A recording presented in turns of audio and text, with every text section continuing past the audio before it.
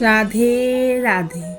আজ আমরা শুনব শ্রীকৃষ্ণের এমন এক কাহিনী যেখানে তিনি কোনো প্রশ্নের উত্তর দেননি, কোনো অলৌকিক ঘটনা দেখাননি, শুধু নীরব থেকেছিলেন। আর সেই নীরবতাই একজন মানুষের জীবন বদলে দিয়েছিল। এক শান্ত গ্রামে থাকতো এক কৃষক। তার জমি ছিল ছোট, সংসার ছিল বড়, আর আশা ছিল খুব সীমিত। প্রতি বছর সে একই প্রার্থনা করত, হে শ্রীকৃষ্ণ, এই জমিটা বাঁচিয়ে দাও।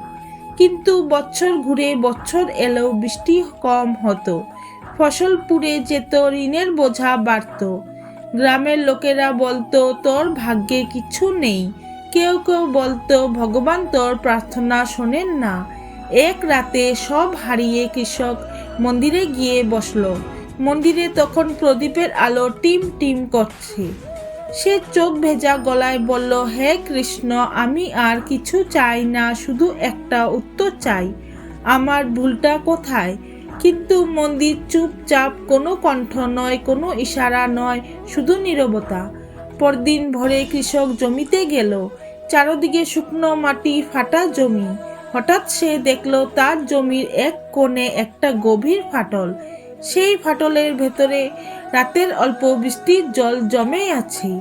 অবাক হয়ে দেখল ওই জায়গার চারপাশে ফসলটা অন্য জায়গার চেয়ে সবচেয়ে সবুজ। দিন যায়, কৃষক খেয়াল করলো যেখানে ফাটল ছিল সেখানে জল ধরে থাকছে।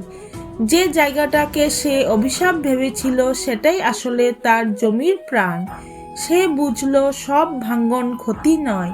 সেদিন সন্ধ্যায় সে আবার মন্দিরে গেল।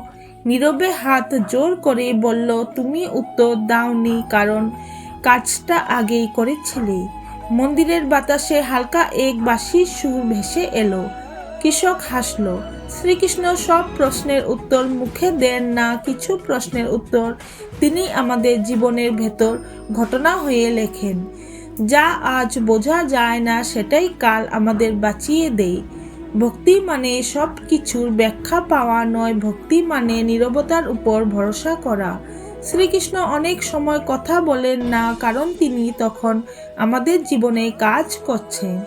যে ভক্ত অপেক্ষা করতে জানে সে একদিন বুঝে যায় নীরবতাও এক ধরনের উত্তর, আর দেরিতে বোঝা উত্তর সবচেয়ে গভীর হয়। রাধে রাধে।